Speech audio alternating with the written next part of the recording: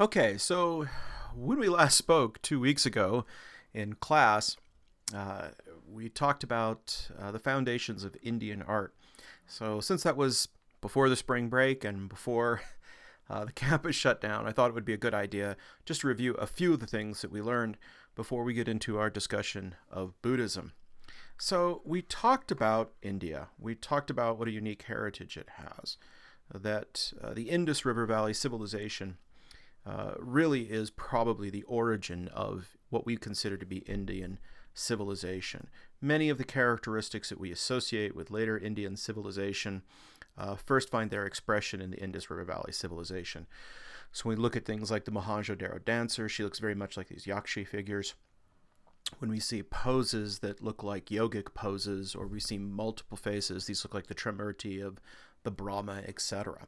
So this is probably the origin of Indian civilization, and this, of course, eventually collapsed and gave way to what we call the Vedic period. And Vedic culture is the foundational culture of all later Indian civilizations. We talked about this. The Vedas, of course, are these religious texts. They're predominantly concerned with ritual purity, but they also talk a great deal about philosophy, mysticism, and the fundamental beliefs of this society. And we talked about how these beliefs were centered around issues such as monism or universalism, these beliefs that essentially all gods are kind of an expression of the one divine, how there is this concept of samsara, this wandering, this endless change and flow in society, that life is an endless cycle of reincarnations, and that this naturally shakes out into the caste system, where people are born into select castes. Three major religions come out of these ideas, all of which are founded in the Vedic period. You have the Jains, which are the first to really separate themselves from the Vedic tradition, and then we have Buddhism, and then we have Hinduism. Now, we talked a little bit about Jainism. Jainism is this belief that somehow you could, by ascetic action, achieve some kind of release from the cycle of karma. And there are still Jains around today, several million of them. And we talked a little bit about Jain art and how it demonstrates how Jains eschew physical property and embrace poverty and a life of asceticism. And we also talked about Hinduism and its practice of devotional deities, its concentration on personal devotional deities such as Vishnu or Shiva, excuse me. But there's many, many of those. And while we think of Hinduism, we think of India, we immediately think of Hinduism. The interesting thing about this is that Hinduism was not the predominant religion of India until about the 5th or 7th century CE, that is, in the Common Era. For the first 800 years of India's existence, the predominant form of religion in India was Buddhism. Buddhism was the state religion of the Mauryan dynasty. It was the state religion of all of the various dynasties, Mathura, Kushan, all the way up to the Gupta dynasty. It's not to the Gupta dynasty that you start to see what we call Hinduism emerge. And so really the story of India is the story of Buddhism. We think of Buddhism, we associate Buddhism with China, we associate Buddhism with Korea and Japan, the Far East, but that's not the case. That hasn't happened yet. Buddhism is an Indo-European religion, and it's started by Indo-Europeans. As a matter of fact, it's pretty much, the only Indo-European religion around at Hinduism today. When you think about it, Judeo-Christian traditions and Muslim traditions are all started by Semitic peoples, by Eastern peoples, and not by Indo-European peoples. It's kind of funny. I apologize if you can hear me slurping my Coke. I need a little lubrication to get through these lectures online. So now we're going to talk about Buddhism. What is Buddhism? And why, for the first 800 years of India, did it predominate? And how did it shape the character of India before we have Hinduism arrive? And why did Hinduism dominate after the 5th and 7th century? Why did Buddhism disappear? We're also going to talk about how Buddhism developed in its imagery. Buddhism has a very interesting history in the arts because originally Buddhist art was very limited and had an aniconic tradition. We'll talk more about that, but it developed into one of the strongest iconic traditions. Aniconic means no images. Iconic means images. If there's one tradition we associate with the multiplication of images and the multiplication of images of the Buddha, it's Buddhism. It's a very strong iconic tradition. And that's a complete reversal from how it started out. So that's a very fascinating story. So let's talk about Buddhism, and let's talk about the misconceptions of Buddhism. The first thing that we have to talk about is the historical Buddha. This is a very important distinction. The historical Buddha is the Buddha that we understand as starting Buddhism. But that's an important distinction. It's important to know that Buddha does not necessarily mean the Buddha. There is not a single Buddha in Buddhism, in the same way that there is a single salvational figure or Messiah in, like, Christianity. In Christianity, there's Jesus Christ, and there's only one Christ, and in all other Christs are antichrist. They're not the real Christ. That's not true in Buddhism. In Buddhism, there are many Buddhas. There are thousands of Buddhas. There are potentially infinite numbers of Buddhas. And the historical Buddha is just the Buddha that starts off the latest iteration. And in fact, if you get pretty deep into Buddhism, you discover that they believe there were Buddhas even before the historical Buddha. Many of the images of the Buddha that you see in the arts are not even the historical Buddha. They are, in fact, Buddhas from other traditions. The Buddha Amida or Amitabha, which is probably the most popular Buddha in China and Japan, is a completely different person, at least historically, or mytho-historically, than what we would call the historical Buddha. So we use terms to distinguish the historical Buddha from all these other Buddhas. And we start the story with him. And his name is Siddhartha Gautama. We sometimes just refer to him as the historical Buddha, and we sometimes refer to him as Shakyamuni. Shakyamuni just means that he was the sage of the Shakya tribe, and that was his own tribe. And he was a prince. He was a prince in the city of Kapilavatthu, sometimes Kapilavastu, in the Shakya region, up in the foothills of what is probably modern-day Nepal, but it might have been northern India. It's hard to know. And he is born somewhere around the year 536 BC, although there is an alternate dating that puts him 100 years earlier than that, and there's even some groups that suggest that he never lived at all, that he's just simply a mytho-historical character. But that's neither here nor there. And he is the first one historically, well, not the first one historically, I guess, in this dispensation, to become a Buddha. And what is a Buddha? A Buddha is an enlightened person. And he gives the teachings of the Buddha, which is more commonly known as the Dharma, which includes the middle way, the four truths, the eightfold path, and ultimately teaches people about how to achieve nirvana, this release. So we'll talk about all of those principles. Okay? So first let's talk about the place that he grew up. So his entire life was spent in the foothills of northern India or Nepal, the foothills of the Himalayas, or a little bit onto the Gangetic Plain. And that's it. It's not a very large area. He spent his entire life there. This is where he was born. This is where he ruled for a short time as a prince. And this is where he passed on. He gave his first sermons, and eventually he died. So if you look up there, there's two cities up there we'll take a look at. If you take a look, let me grab the pen. So if you take a look, for example, this region up here, this is his homeland, and this is the city where his parents were from, and Lumbini is actually the place that he was born. So this is the region of the Shakya tribe, and as you can see, it's right on the border between India and Nepal. So the story of his birth is pretty miraculous. His mother, Maya, according to tradition, had a dream that a white elephant entered her side. This is a much later narrative sculpture that shows this. She's reclining, and an elephant, you can see the elephant entering her side. And this was taken as a sign that she would have a miraculous birth.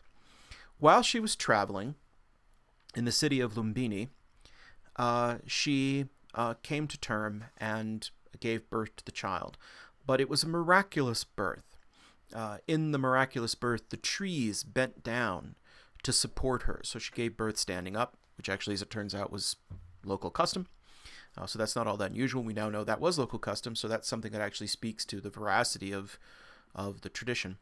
And the trees themselves bent down to support her, and she gave birth. Now, very strangely, this birth is depicted as him emerging from her side, as opposed from the birth canal. This is a way of showing that he was fully formed, that he was fully developed, that he didn't, come into this world in a natural way, even though there's no kind of claim of an immaculate conception, so to speak, not necessarily. And he apparently walked on his own right from the day he was born, right from the very moment he was born, and everywhere he walked, lotus blossoms blossomed under his footprints. And there were several signs that indicated that he would be a special child. These are often called the 32 signs, or sometimes we have like the 84 signs. There's a whole collection of them. He would have, these signs are very specific, that he would have a kind of golden aura about him. He'd have long arms and broad shoulders. A lot of these are things that just suggest that he was a healthy, handsome specimen. But some of them were quite strange. Like he had a mark, a little tuft of hair, in the center of his forehead, in the location of the third eye. And so this is something. He also had a fleshy top knot. That is, he had a fleshy protuberance on the top of his skull, a kind of higher brain. So some of these things are kind of bizarre, that clearly indicate he was seen as supernatural.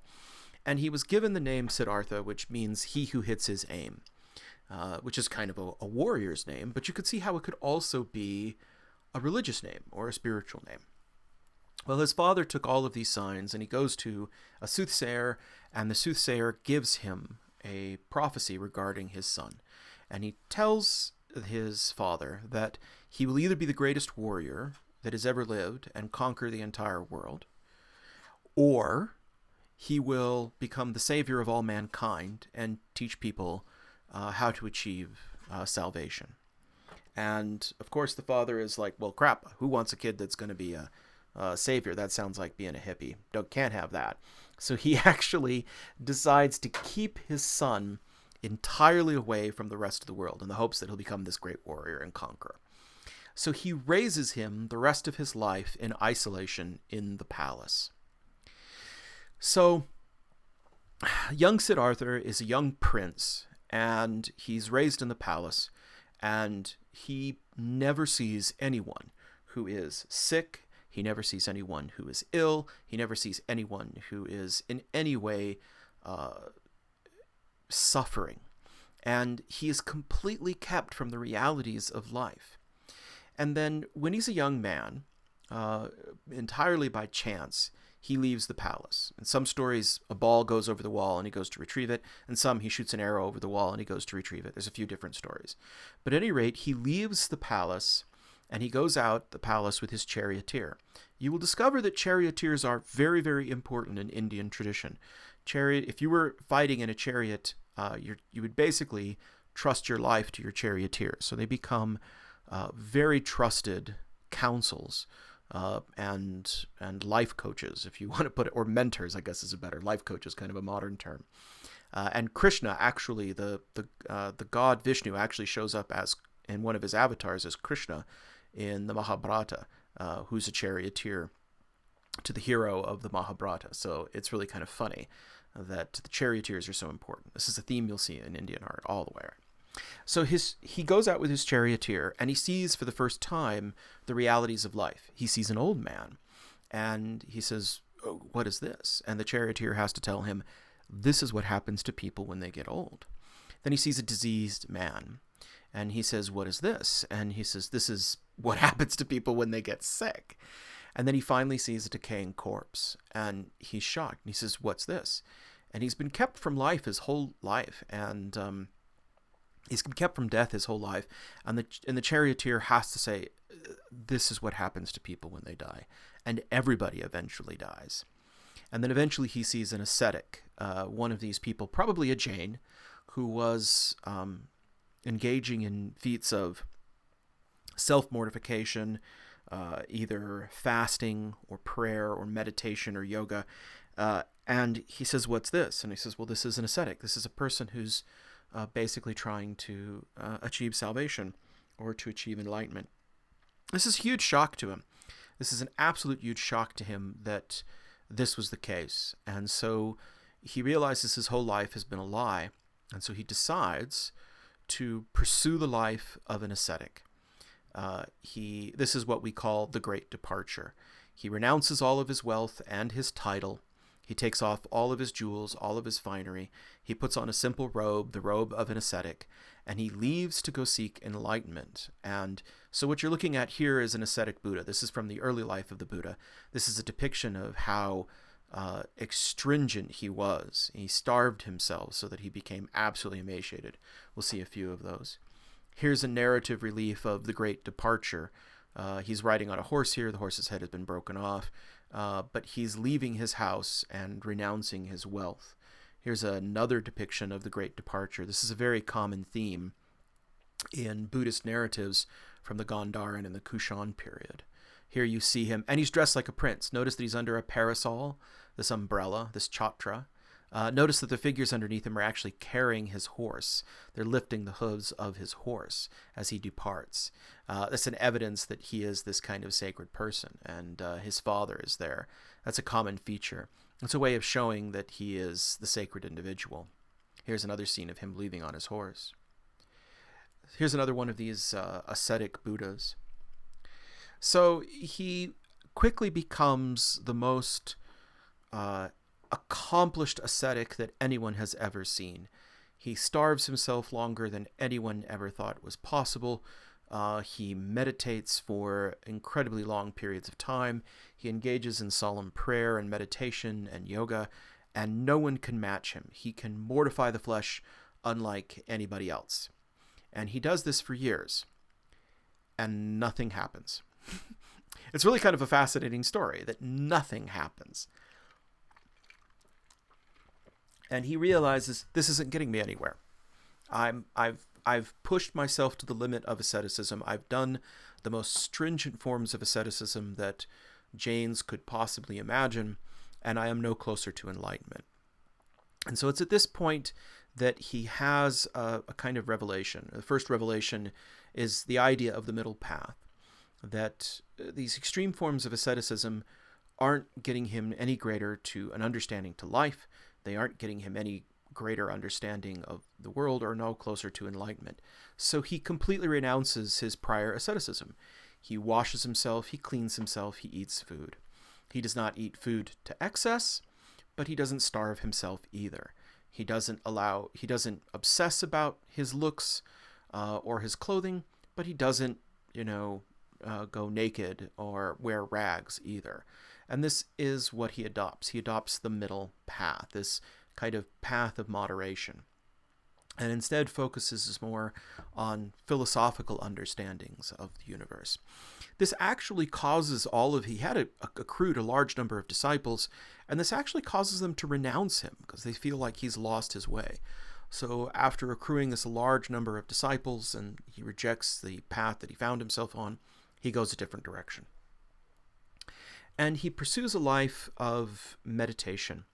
Finally, he sits down under a tree, and this is the Bodhi tree, and this is the Bodhi tree at Bodh Gaya. And here he decides that he is not going to get up from this tree until he has achieved enlightenment. He makes this oath to himself. Here in this depiction, you can see the top knot on his head. That's a symbol of his royal heritage. It also is supposed to cover that fleshy protuberance, that higher brain that gives him the ability to think and meditate better. You can also see the spot of hairs between his eyes. That's the urna that represents the third eye. In this case, you can see that one hand is outstretched to touch the ground. This is the Bhumasparsa. The Bhumasparsa is a mudra. A mudra is a hand gesture, and these hand gestures are going to be very important for determining what's happening in the image of the Buddha. And this is where he declares that he will not get up from the ground and that the earth is his witness. He will achieve enlightenment. He has this character called Mara. Mara is this demon or devil-like figure in Buddhist cosmology. And you can see these are kind of depictions of Mara down here. Mara is usually depicted as a dwarf or a person in armor. And you can see this person has fallen and dropped their axe, which means that the Buddha has overcome evil. And at this point, he achieves enlightenment under the Bodhi tree at Bodh Gaya. And so not surprisingly, the tree itself is a major symbol of enlightenment, especially in early Buddhist art. Here you can see people hanging garlands and genuflecting at an altar. Here's another example of it where people are genuflecting before the tree and hanging garlands on it. And the tree is still there, by the way. This is probably not the tree. This is probably a descendant of the original tree. At least that's the tradition. That this is a descendant of the actual tree. You can see that it has a barrier, a kind of baluster around it, a balustrade that protects it. And this is in India, and these are Buddhist monks that are praying. Interesting that if most of these Buddhist monks look like they come from Nepal and not from India, but there is a community there. So he achieves enlightenment. What does enlightenment mean? And this is something that's very hard for most people in the Judeo-Christian world to really understand. As I mentioned before, there's not one Buddha, but many Buddhas. Anyone can become a Buddha, or at least anyone who has a Buddha nature. That's another complicated story. But anyone can achieve enlightenment. It's important to note that the Buddha is not a deity. He's not a god. Even though many supernatural things are associated with him, these are the supernatural features that attend anyone who is enlightened, and not just a person who is a god. In fact, there are these stories, they're called Jatakas, which tell about the earlier lives of the Buddha. People in the Vedic culture, people in India, believed in reincarnation, and the Buddhists do too. And they believe that there were many previous lives. And in one of these Jatakas, it tells the story that in a previous life, the Buddha actually performed so well that he was reincarnated as a god.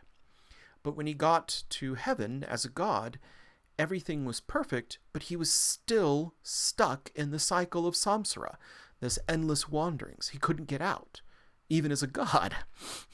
And so he actually had to get reincarnated again and come back down the ladder, so to speak, become a human, because when he was a god, there was no suffering, and without that, he couldn't achieve enlightenment. This is really interesting. So in a way, the Buddha is actually beyond deities. He's beyond them in that capacity, but he's not a deity. He's most often described as a man who saw the world as it really was. He sees through the haze of mortality and real life and realizes that he can manage this life. And this is where things get really interesting, because there's an intense debate even amongst Buddhists about whether Buddhism is a religion or not. There are some Buddhists that say, no, it's a philosophy. It's much more like the philosophies of, say, Seneca or Marcus Aurelius. It's much more like the Stoic philosophies or the Epicureans than it is a religion. And that's very true. It has many aspects that are much more like rational philosophies. But it also functions as a religion as well, I think. But it has a completely different understanding of how you understand the world. And so the Buddha is purely someone who saw the world as it really was. And then it became his mission to teach this to everyone else. And it is a firm belief in Buddhism that this is something that anyone, if they're sincere, can achieve. You can become a Buddha. In fact, you can also become what's known as a bodhisattva. A bodhisattva is someone who has achieved enlightenment, but chooses not to go on to nirvana, but stay behind to teach others how to achieve enlightenment.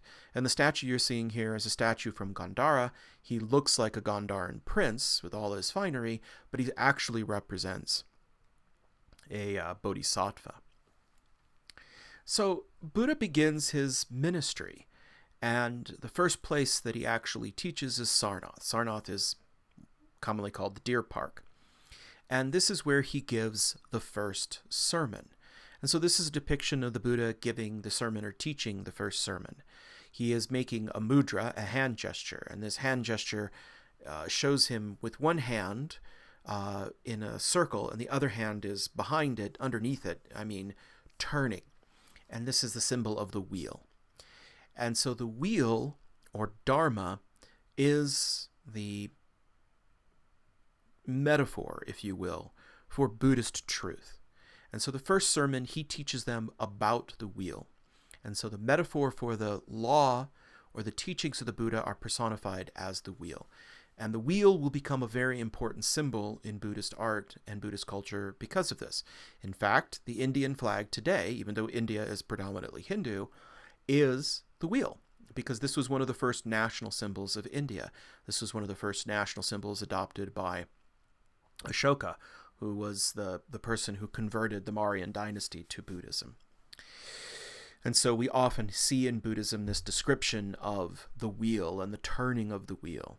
In fact, in Buddhism, the turning of the wheel represents a dispensation in time. So in Protestant Christianity, we talk about, and in Mormon Christianity too, we talk about dispensations of time, these eras of time. And so Buddhists talk the similar way, that there's the first turning of the wheel, the second turning of the wheel, and the third turning of the wheel. That there's these other truths that will be revealed when the wheel turns again, and it goes full circle. So the Dharma is this representation, and it's broken down into the Four Noble Truths, and the last noble truth is the Eightfold Path. We'll talk about that as well. This is also the beginning of the Sangha. The Sangha is the community of the believers.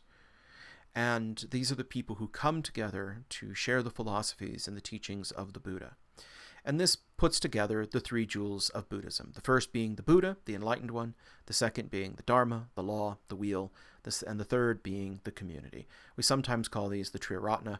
And there are symbols that represent. So groups or clusters of threes are going to be very important symbolic iconography for Buddhists.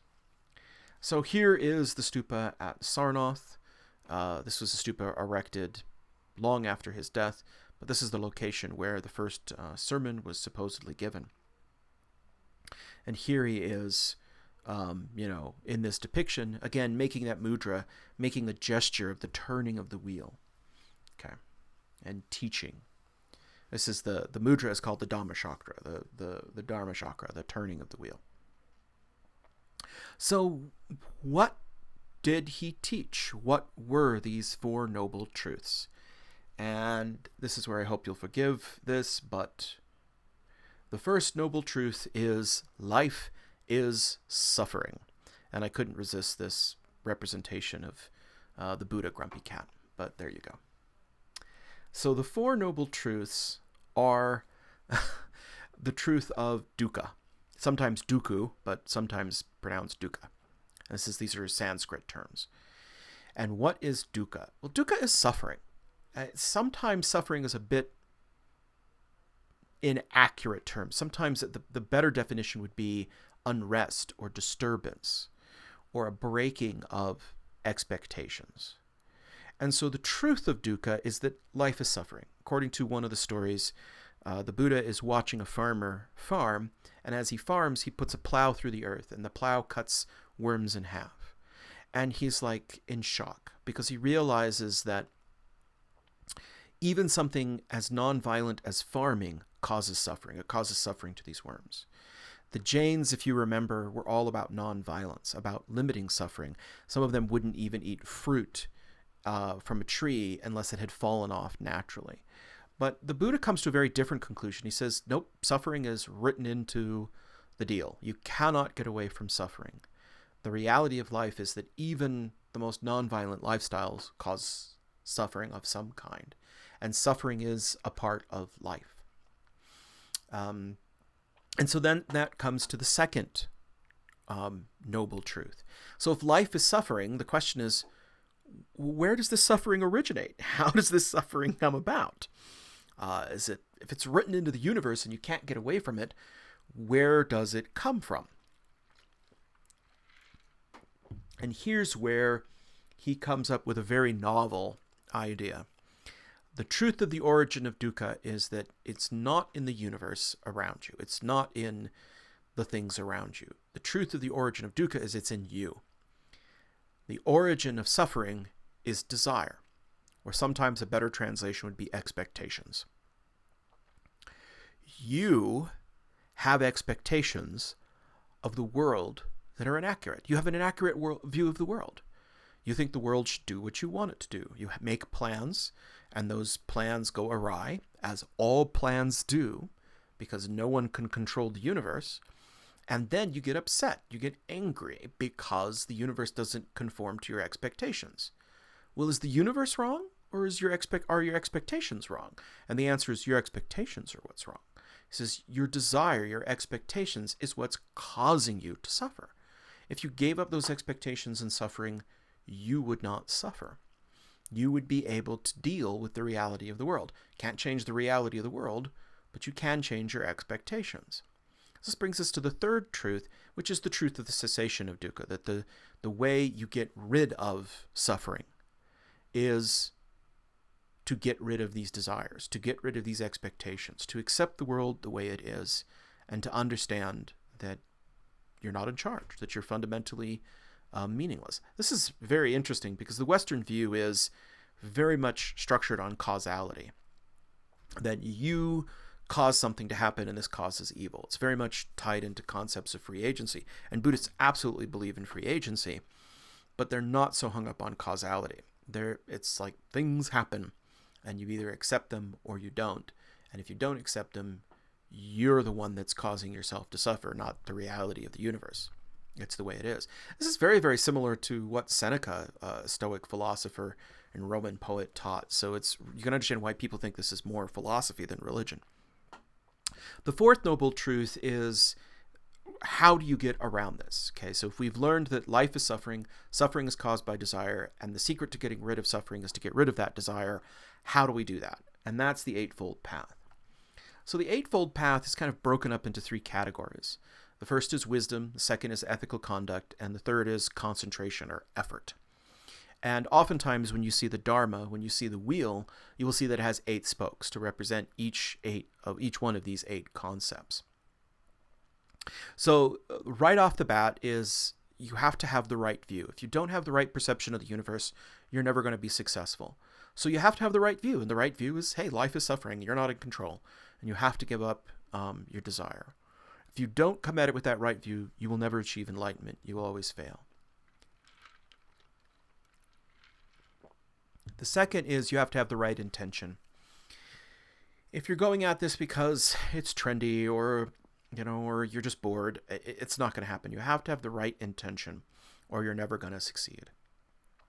The second phase is ethical conduct. And this is where Buddhism pretty much aligns with Judeo-Christian values or standard humanist moral values all around the world. And this is divided into right speech, right action, right livelihood. Right speech is my favorite of these because it really describes the Buddhist philosophy in a nutshell. In right speech, you are not to say anything that is not true. So if it is not true, you are not to say it. But there are other restrictions as well.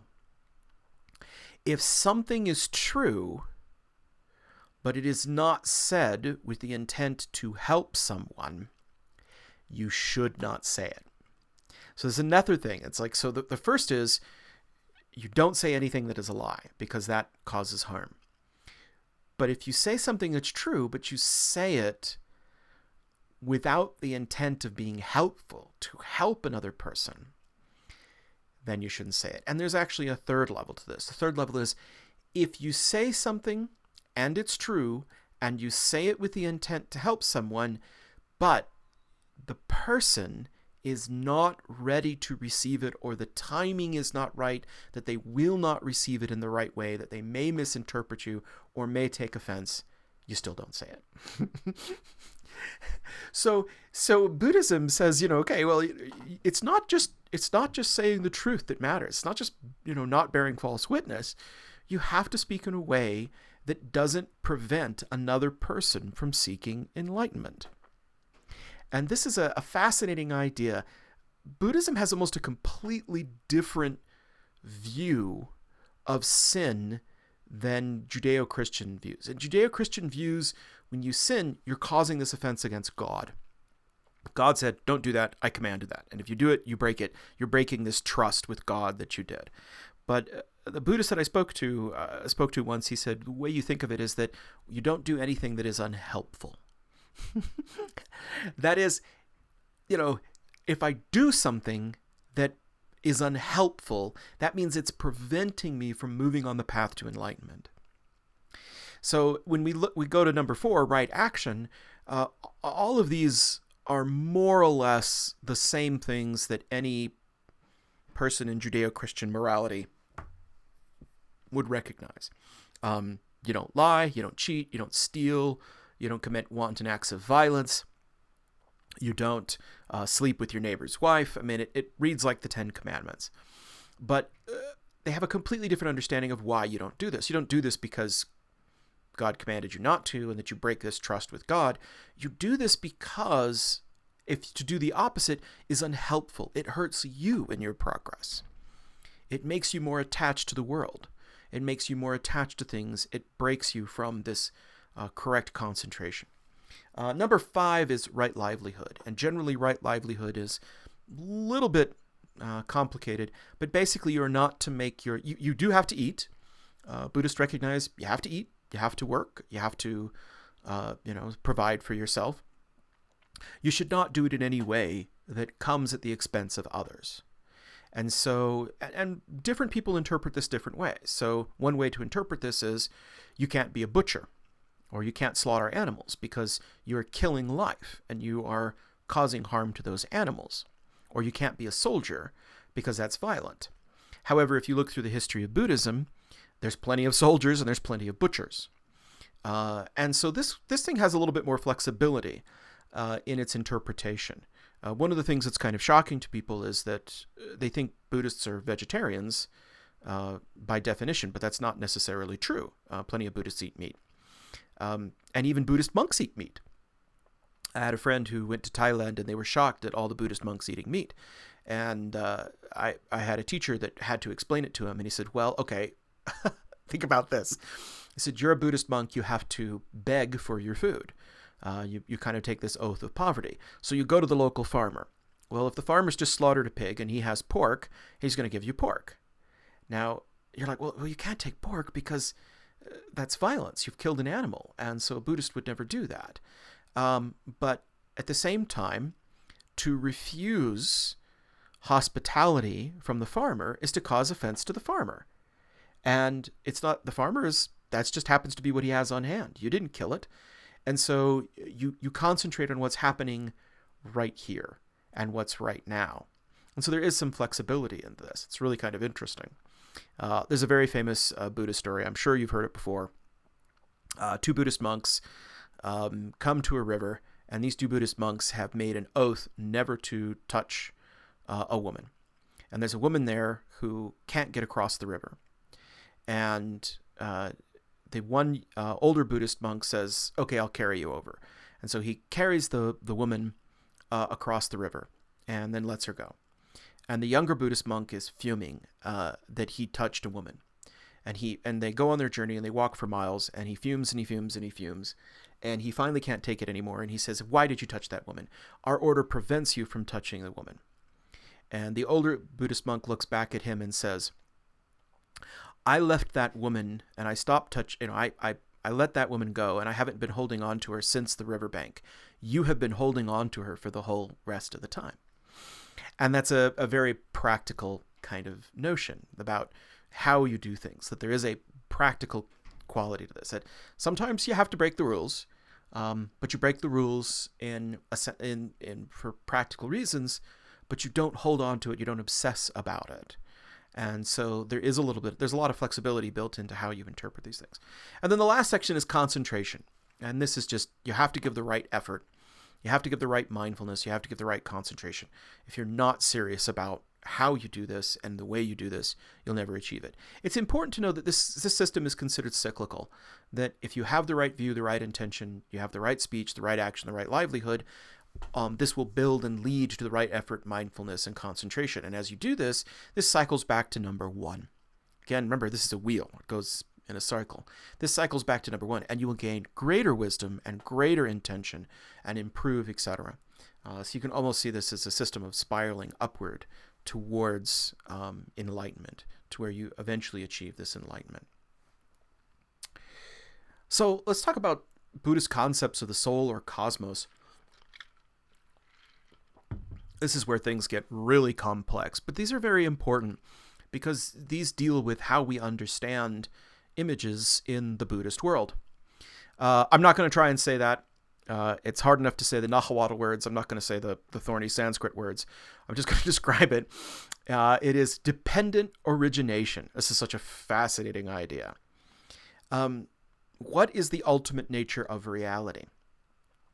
And the Buddhists came up with this concept of dependent origination.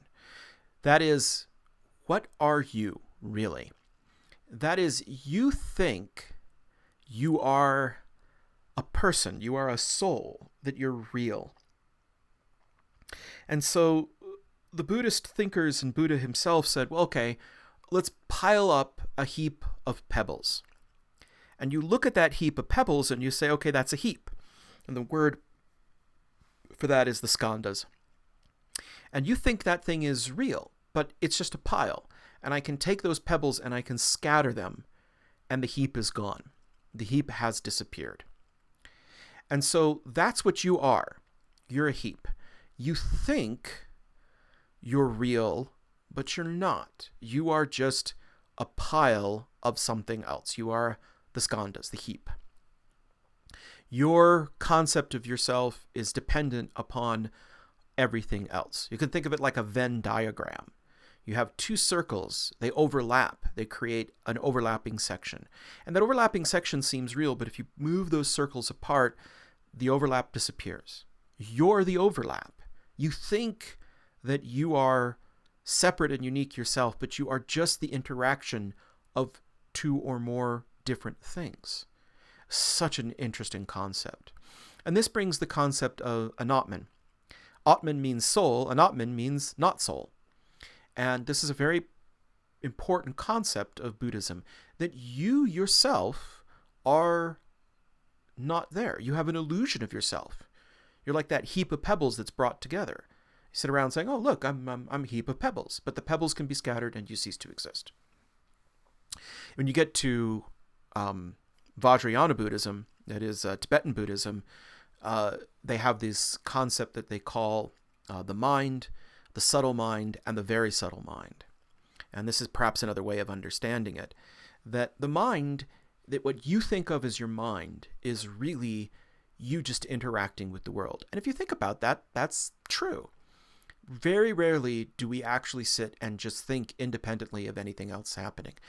I'm hungry, I'm tired, I have work to do, I have to go pick up the kids after school. I have all these material concerns.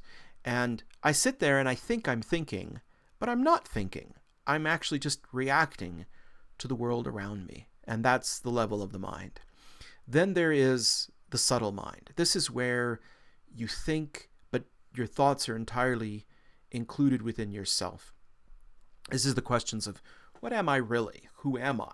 What am I doing here? These are not interacting with the world. This is just you interacting with you. But even this in Tibetan Buddhism is a kind of illusion.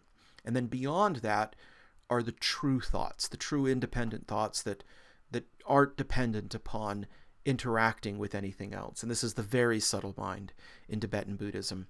And this is the only part of you that may be real. And I emphasize may. If you talk to a Tibetan Buddhist, he says, well, the mind and the subtle mind are just you interacting with yourself or the rest of the world. The very subtle mind, that might be the part of you that continues to exist when you are gone. But even then they say, may. It may not. What an interesting... Where did that Mickey Mouse laugh come from? Oh, geez Louise. Anyhow, where does that come from? It's a completely different understanding. I mean, in Western Christianity and in Western belief, you have a soul or you don't. You're just either nothing or you don't have a soul. And Buddhism isn't quite like that. Some people suggest that Buddhism is atheistic. It's not. It's more non-theistic. That is, it recognizes that you're not in control of the universe. There are these things called the 10 unanswerable questions, given from a sermon by the Buddha near the end of his life. And the questions are fascinating because they ask him, what's the nature of the afterlife? What happens in the afterlife? What happens? Do we go on? Do we not? And he responds by saying, the world is eternal, the world is not eternal. The world is spatially infinite, the world is not spatially infinite. The soul is identical with the body, the soul is not identical with the body. And what he basically says is, we can't answer these things. But more importantly, the Buddha says they're not important. That's such a fascinating thing. For most religions, the question is what happens after this life. And for the Buddha, it's like, no, the important thing is how do you achieve enlightenment and happiness and fulfillment in this life? How do you control your life right now? And then how does that prepare you for whatever comes? So it's almost irrelevant what happens to you in the afterlife. It's almost irrelevant. Not quite, almost irrelevant as to the nature of the soul. So Buddhism is not atheistic. That is, it doesn't deny the existence of a God. It's just that it's not theistic. It doesn't emphasize the role of a God or a creator in the universe at all. It's very focused on you and how you think and your relationship to the universe and you trying to understand the true nature of the universe. Very, very interesting. Now, as a practical matter, Buddhism actually adopts a whole pantheon of supernatural deities. So if you have a belief system that doesn't have a series of concrete gods, a creator god or etc. or everything else, then you're free to appropriate the gods of every other tradition you run into. And that's exactly what happens. All of the gods of the Vedic tradition, of Hinduism, get appropriated into the Buddhist tradition. When Buddhism moves to Tibet, Tibet has a native religion called Bon, and it has a pantheon of gods. All of these gods get adopted into Buddhism. China has the Jade Emperor and all these other supernatural deities and afterlives and concepts. All of that just gets appropriated into Buddhism. So Buddhism is very, very flexible in its theology that it can incorporate these other ideas. They become kind of side players and supporting cast, but ultimately the highest focus is to Buddha himself. And that the concentration is on how do you achieve enlightenment. But remember, there's not one Buddha. So even then, it's kind of decentralized and defocused. Unlike Western traditions that have a creator god and a savior god, this is a completely different way of understanding the universe. And then we get to nirvana. So nirvana is very, very similar to moksha. Moksha is an earlier concept, probably first pioneered by the Jains, this idea of moksha. But in the case of Jainism, moksha is a release from the cycle of samsara, a release from this cycle of birth and rebirth. Nirvana is a little bit different. Nirvana is release, it is moksha, but it is cessation of samsara, the continuous flow and reincarnation. You often hear people describe this as going back and becoming one with the universe, but that's not quite accurate. It's described as a state of profound peace and oneness, but it's also described as a state of emptiness, sunyata, and non-existence. You simply cease to exist. The two metaphors that are used is that you are a drop of water and you are dropped into the ocean. The drop disappears and becomes one with the ocean. And that's very similar to the idea of the skandhas, the heaps, that what are you really? And you're nothing. You're this illusion of self. You're this interaction of several different things. And when that interaction stops, you go on. People kind of like that metaphor because they can still imagine the molecules or the substance of the water somehow being there. But the other metaphor that's often used is there's a candle and it's snuffed out and it's gone. And people don't like that, particularly Western people, because wait, I'm gone. Yep, you're gone. You're completely gone. And so when the Buddha passed on to nirvana, he disappears. He's gone. He is no longer there, which creates some interesting theological things because in Christian ideas, Christ dies, he comes back, and he leaves, but he's still out there somewhere. You can pray to him. Can you pray to the Buddha? If he's not there, does that kind of acknowledge his existence? But we decided he didn't exist. I think if you lived in a universe that believed that reincarnation was a kind of punishment in and of itself. This endless cycle of birth and rebirth, that in itself was a kind of punishment. You can understand why this sense of not being would be tempting. It's a very, very different worldview. Again, reincarnation is not, hey, I get a free life. It's not like you get an extra life in a video game. It's not like you come back from the dead. That's not the way Eastern religions view it. They view it as really as an endless cycle of torment to be freed from. So the Buddha, lived quite a long time.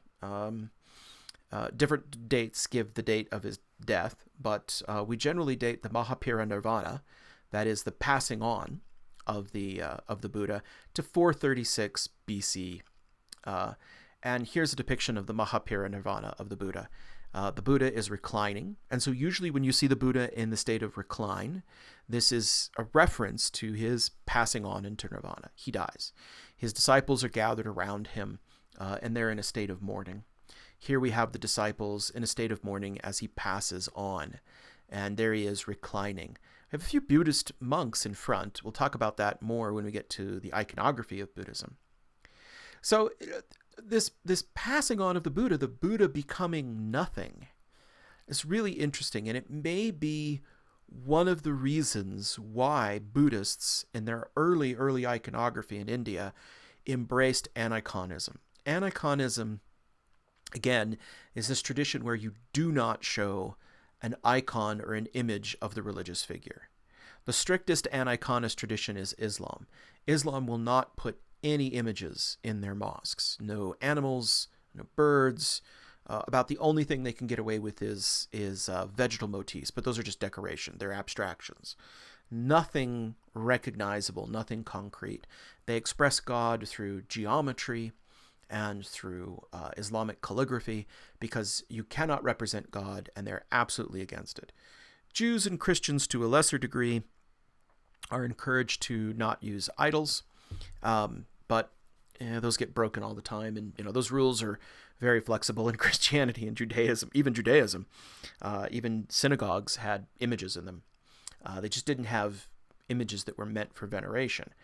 Now, the Buddhists try this, but it's very different. So, for example, when you look at early images of the Buddha is never shown. So here is the Bodhi tree, and here are all of these princes, probably bodhisattvas. This comes from the Satavahana period. This comes from one of the massive gates outside the Buddha stupa at Sanchi. And you can see there's a little platform as if somebody were sitting on it, but the platform is empty. And then we just have the Bodhi tree behind it. So one of the reasons for aniconism in Buddhism may be, well, the whole point of this religion is that the Buddha no longer exists. He's gone. He doesn't have a soul. He isn't anywhere. He's gone. And so if you show an image of him, that somehow stresses that he still exists. So that may be one of the reasons that they went towards aniconism. Or it just may be that he was considered so sacred that he couldn't be shown. It's hard to know, but we suspect that this idea of nirvana, this idea of aniconism, this you cannot show him because therefore it demonstrates that he still exists in some way and that nirvana isn't real. And we're very, very true to this concept of nirvana, so we'll be seeing those. So let's talk about early Buddhism. Early Buddhism has a number of different iterations. Shortly after his death, there's just a small group of disciples that follow the Buddha, that follow Siddhartha Gautama. But they go out and they preach and they have a great deal of success, and Buddhism continues to grow. And the earliest tradition of Buddhism is called Theravadan, which means the way of the elders or the traditional way. This is sometimes called Hinayana Buddhism. Hinayana means lesser vehicle, but it's very important for you to know that no Theravadan Buddhist calls themselves Hinayana. They consider Hinayana is what Mahayana Buddhists call Theravadan Buddhism. Mahayana means greater vehicle. So Hinayana is kind of a pejorative term. So be very, very careful. Don't call, if you know a Theravadan Buddhist, never refer to it as Hinayana Buddhism in their presence. It could be offensive. They prefer the term Theravadan Buddhists. So Theravadan Buddhism is pretty darn strict. This is what we call the first turning of the wheel. This is the first dispensation of Buddhism, and it began with the first sermon at Sarnath by Buddha himself. This is the Buddhism that the Buddha taught. And it has a scripture, and the scripture is the Pali Canon. So the Pali Canon, oh my gosh. I misspelled canon. That should be C-A-N-O-N. It is not a piece of field artillery that shoots scriptural truths at you, although that would be pretty freaking awesome. Okay, you are all allowed one free typo on your next paper. Just remember that. Oh my gosh, that's so awful. I didn't do it lower. Oh, gosh. All right. So the Pali Artillery was written somewhere around 29 BCE. It probably represents an oral tradition going back centuries, but that's the first time it was written down in the first century. And it's mainly focused on meditation and ritual. And I'll be honest, the Pali Canon is extremely strict, and it's the only body of scripture that nearly all Buddhists accept. The Theravadan Buddhists only accept the Pali Canon and don't accept any other later writings. Okay. And the Pali Canon is mostly concerned with just Buddhist practice, with how you maintain this journey on the Eightfold Path, how you live this very stringent life. And so Theravadan Buddhism is very, very strict. And it's actually kind of hard to live. It pretty much requires that you live as a monk. And there are still Theravadan Buddhists around, plenty of them. They're mostly in places like Sri Lanka, Thailand, Burma, but they do exist. And what's interesting is in those populations, what you'll discover is like nearly 10% of the population is monks or nuns. There are Buddhist nuns.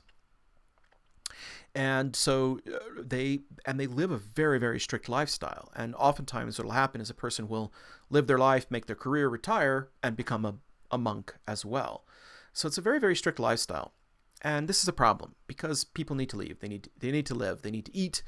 They need to live their everyday lives. And so you can imagine being so strict, that's probably not going to fly with a lot of people. So somewhere, and we're not exactly certain, I'm sorry, I should be moving it through my slides. So in Theravadan Buddhism, again, the focus is on wisdom, meditation, personal path to enlightenment. And it's very, very strict. And its earliest phases of art, the Theravadan Buddhism is aniconic. That is, it doesn't show images. So here we have a throne under the Bodhi tree, but nobody's there. And it really emphasizes this strict personal path. You are seeking enlightenment for yourself individually by living this very strict lifestyle. So Mahayana Buddhism is quite different. Mahayana Buddhism starts somewhere in the 2nd century BCE, and it's called the Greater Vehicle. Yana just means raft. That's all it literally means. A raft is kind of a makeshift thing, something you use to get across a river. So all of these are considered different paths to enlightenment. So the Mahayana is the Greater Vehicle. Eventually we'll talk about Tibetan Buddhism, and Tibetan Buddhism is called Vajrayana, or lightning or diamond path or vehicle. And it's the 3rd turning of the wheel, but we'll get to that in time. So Mahayana Buddhism is more focused on devotional practice, and it's not about this intense meditation and fasting and prayer and living this ritualized life. Instead, it's a Buddhism for everybody. Somebody once said that Christianity was Judaism for the masses. It didn't have the strict limits of the Mosaic Law. It was a much more livable tradition for a larger body of people, but it still had all of the same kind of ethical and theological foundings. And a similar thing could be said for Mahayana Buddhism. Mahayana Buddhism was Buddhism, but Buddhism for the masses. That is, it focused on the worship of stupas, which is the first devotional form of architecture in the Buddhist world, and it focused on image veneration and on devotional practice. And the ideal was not to achieve enlightenment for yourself in this strict personal meditative practice, but to achieve bodhisattva status so you could help others. That is, you're on this path, but so is everybody else. So my goal is to become an enlightened person, and not to go on to nirvana, but to stay around and to help other people find enlightenment as well. So it uses the Pali Canon, but it also uses other various sutras. The scripture gets written down not in the first century BC like the Pali Canon. It's stuff that's getting written down in the 1st and 2nd century CE. Probably one of the most important is the Lotus Sutra. What's very interesting is that you'll find that Buddhists are much less strict about their texts than Christians, and certainly much less strict than Muslims are. Muslims are like, it's the Quran and nothing, baby. Christians debate about the Bible, but they more or less agree on it. We often talk about Christians and Jews and Muslims as being people of the book either being the Quran or the Bible. Buddhism isn't a people of the book. It's a people of the books. There are literally thousands of Buddhist scriptures. And every Buddhist denomination or sect may have a different set of scriptures that they value differently. So they're not nearly as strict about their scriptures. The Lotus Sutra is very popular amongst Mahayana Buddhists and Shingans and others, but there's a lot more diversity in Buddhism than there is in, say, even Christianity. And that's even true of Protestant Christianity. Protestant Christianity, which is probably the most diverse form of Christianity, isn't even anywhere near as diverse in thought or scope or scripture as Buddhism is. It's very fascinating. Mahayana Buddhism is then a lot easier to live. It focuses on living this moral life and focusing on this devotional practice. And it is more religious. Theravadan Buddhism may be more philosophical than it is religious, but Mahayana Buddhism is more theistic. There are these vast pantheons of divine and supernatural entities that you can call on for aid, to help you, and again, these deities don't have the central focus, but they're there, they exist, and they can help you. Another thing that emerges out of Mahayana Buddhism a little bit later is this Pure Land Buddhism, which is kind of an extension of Mahayana Buddhism. And it's this belief that, enlightenment is hard. And even early Buddhists recognized this, that they were following the Pali Canon to the strictest of their abilities, and they weren't getting enlightened. And so the feeling was, okay, we must be doing something wrong. What's going wrong? Are our texts wrong? Are we just not trying hard enough? What's going on? Did our texts become corrupt? Or is the world around us corrupt? And the decision that most people came to is, well, the problem is we're mired in a world that's a materialistic world, and we have all these attachments, and it's making it hard for us to hear the pure Dharma, to understand the pure Dharma.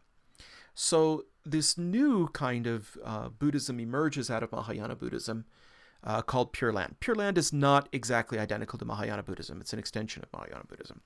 But it's very, very popular. There's lots of Pure Land Buddhists today. And the idea is like, okay, so what will happen is I will pray to a Buddha. I will pray to one of these enlightened beings or bodhisattvas.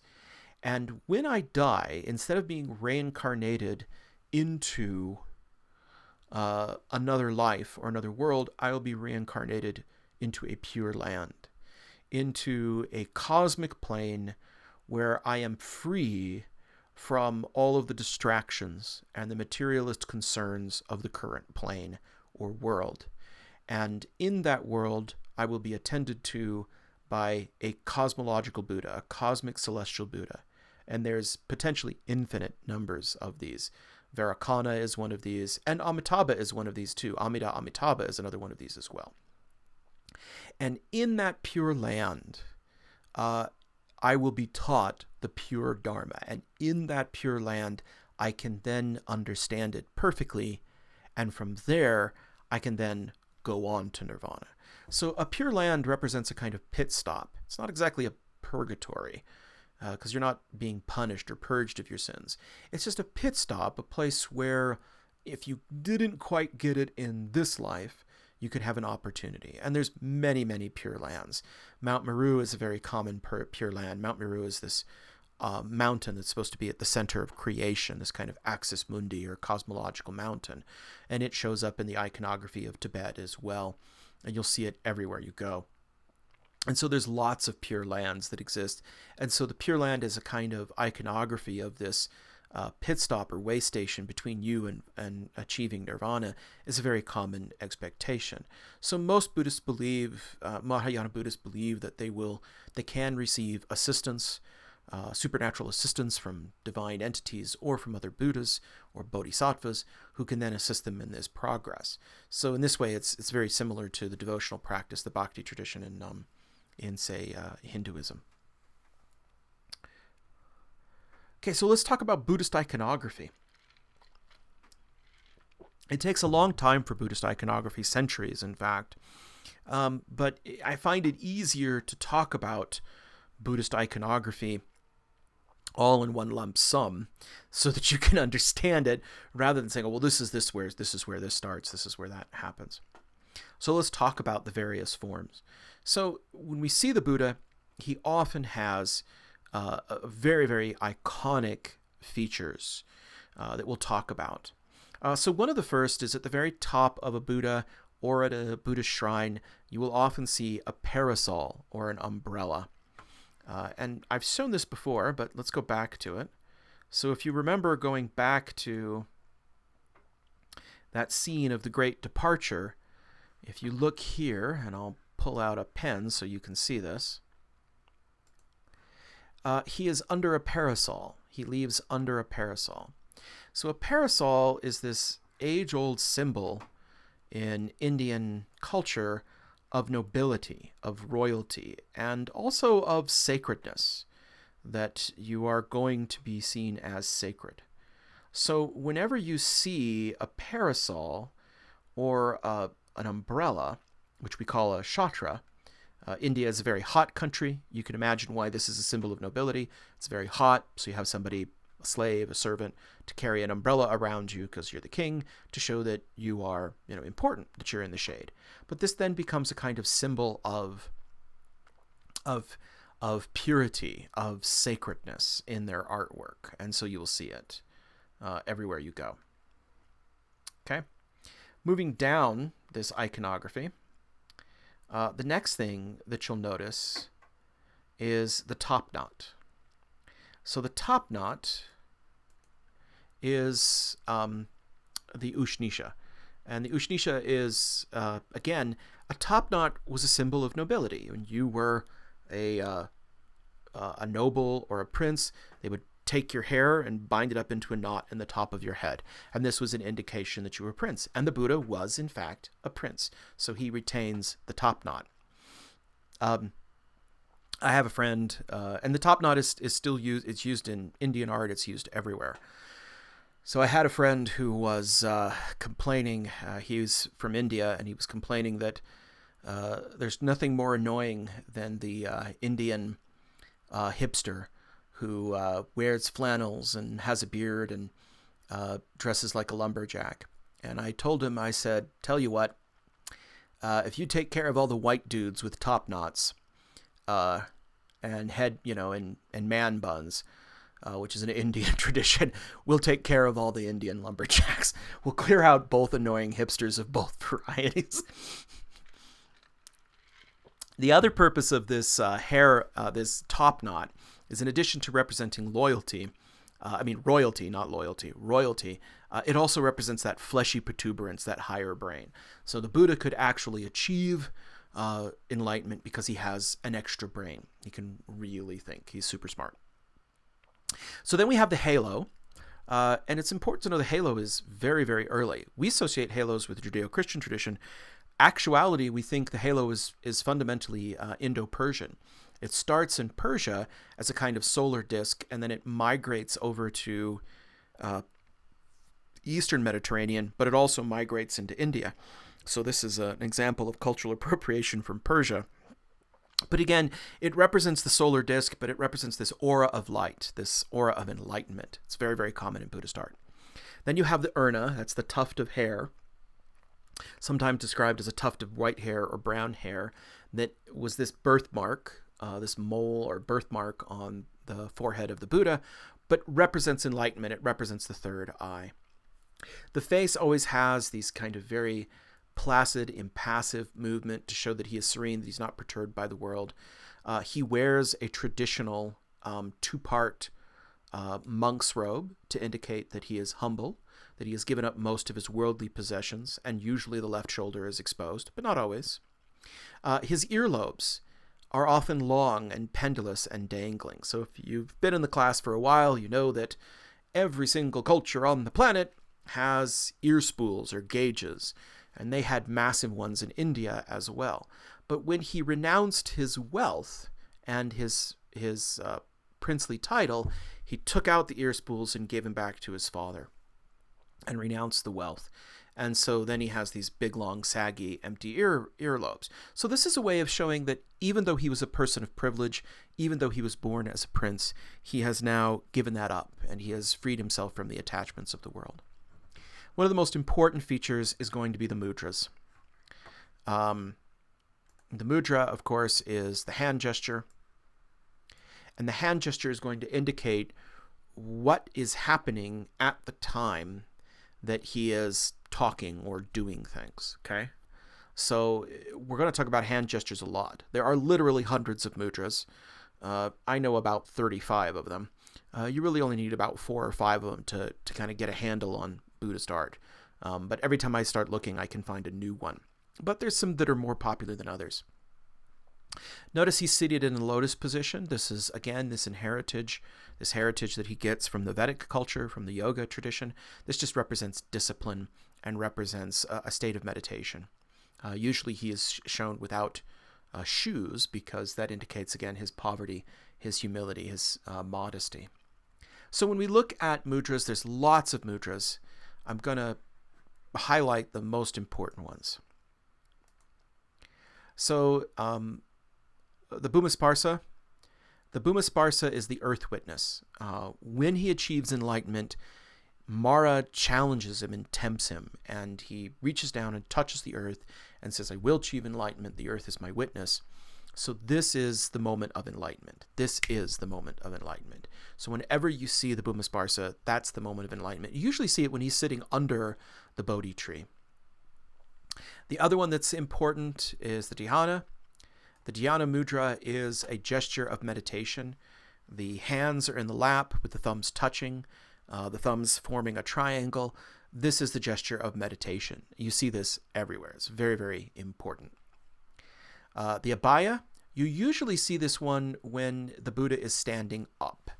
And this is a gesture of protection. It means fearlessness. And so when he puts the right hand up, the thumb extended, the fingers up, this is usually a blessing. Oftentimes you will see a glyph in the palm is a glyph of protection. Often it's the swastika of all things. The swastika is a very old Buddhist and Hindu symbol. But you will see a symbol in the hand, and again, this is a gesture of blessing. The Dharma chakra is a very important one. This takes many different forms, but usually one hand is in the form of a wheel. Sometimes it's just the forefinger and thumb. Sometimes it's the whole hand. And the other hand is like the axle of the wheel and it's turning on it. Sometimes they just put a ring in both hands and they kind of pinch them together. It takes a variety of forms. But this is anytime he's teaching about the Dharma. And it usually indicates this is the first sermon at Sarnath or something of that kind. The Vitarka, which we would know as the AOK symbol, with his fingers together and the other 3 extended, this just means I'm teaching. This is discussion. This is, listen to me, I am about to give you a sermon. So you often see this as a general message of him teaching, of him expounding an idea, okay? And so the forefinger and the thumb are put together in the symbol of the wheel, the Dharma, and then the other 3 fingers are extended. Those are the 4 that you probably should remember above other things. The other one that's very common is the Namaskara. The Namaskara is the hands are placed together. This is a gesture of devotion. So this is the gesture of greeting. This is the gesture of prayer. This is the gesture of devotion. And you often see that. Those are the most common. I really don't care if you remember any of the other ones. There's, again, literally hundreds of these. I've got about 35 memorized. Well, maybe I did. I'm trying to think of them all. I probably only have about 10 memorized now. But if you know those are going to be the most important. So remember those for sure, because they'll definitely be important for the exam. And then finally, let's talk a little bit about Buddhist symbols. There's 3 major Buddhist symbols, particularly in the early period, that come up constantly. The first is the wheel, because the wheel represents the Dharma, the turning of the law. The second is the lotus blossom, which represents rebirth, enlightenment, those kind of things. And then the last is the Triratna, or the Tirratna as it's sometimes spelled. But the Triratna is the 3 jewels, which are the Buddha, the Dharma, the Sangha. So everywhere in Buddhist iconography, particularly early Buddhist iconography, we see a wheel. And this is a chariot wheel. It's important to remember that there are no permanent temples in the early Indian world. Temples are on chariots. And so wheels are associated with religious vehicles. It's really kind of interesting. They have these mobile chariots, or rathas, they're called, that are their temples. So we often see wheels as symbols of the Buddha, and people are venerating the wheel as if they're venerating the Buddha. The wheel, again, represents the turning of the law, the teaching of the law, this kind of cycle that exists. We often see wheels in Buddhapada. If you can't show the Buddha, if the Buddha is not allowed to be shown because of aniconism, then you show the Buddha by showing his footprints. And often in his footprints, you'll see lotus blossoms, as a reference to the story of how lotus blossoms bloomed when he walked. But you'll also see wheels. Wheels are very, very common in Buddhapada, or Buddha footprints. Here is a series of lotus blossoms, but they'll have a very wheel-like texture. But then notice this symbol. Do you see this symbol right here that looks like a number 3 laid on its side? This is the Triratna. The Triratna is the representation of the 3 jewels of Buddhism. And you often have flowers around it. Here's another example of it right here, and you can see it again. So you will see variations of this in various forms. Here is another example where you can just see the 3, and again, it represents the 3 jewels, the Buddha, the Dharma, and the Sangha. Okay, so that's a good place to take a break. I've been talking for about an hour and 17 minutes. We'll take a break, and this is the first part of Indian art. We'll go on to the second part, and the second part will cover how Indian art develops from the Mauryan Empire. But I think it's really important that you understand the details of Buddhism, the philosophical nature and theological nature of Buddhism, and the nature of their iconography and symbolism before we get to all of that, because otherwise I think you'd just be lost. It's such a different tradition. And of course, this is very important because we will come back to Buddhism. When Buddhism dies out in India, it begins to thrive and pick up in East Asia and China and elsewhere. And so it's going to be relevant from here on out. But we'll start up next time with the Mauryan Empire. Thank you very much.